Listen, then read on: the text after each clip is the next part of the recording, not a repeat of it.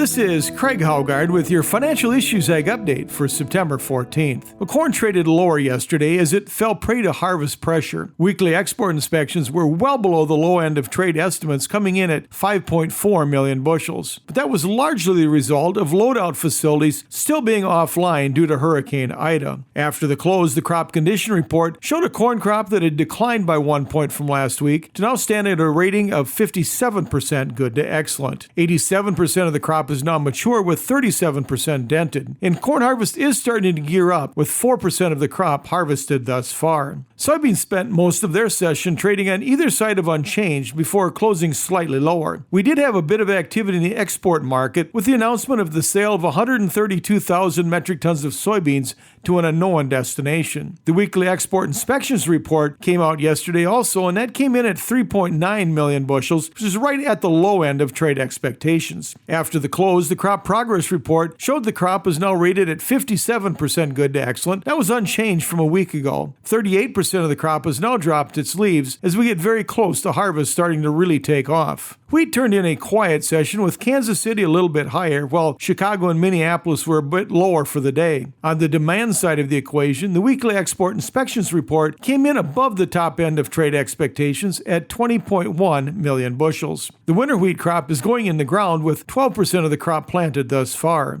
Cotton gave up some ground yesterday. At the finish, we had December futures 69 points lower, closing at 92.81. After the close, the crop progress report placed the crop condition at 64% good to excellent. That's up 3 points from the previous week. Bulls have been set on 96% of the cotton crop and are now open on 36%, and 5% of the crop has been harvested. Livestock futures were lower straight across the board in yesterday's action. At the close, we had October live cattle futures $1.15 lower, while October feeder cattle were down $2.27.5. October lean hog futures lost ground as well, as they finished the day $1.67.5 lower. Class 3 milk futures, on the other hand, started the week on a little stronger note. At the close, we had October futures 16 points higher as they settled at $17.50. Meat cutout values continue to trend lower. Choice box beef ended the day down $1.29, closing at $3.25.93. Select boxes were $1.21 lower as they settled at $2.92.16. And pork carcass cutout values were softer also.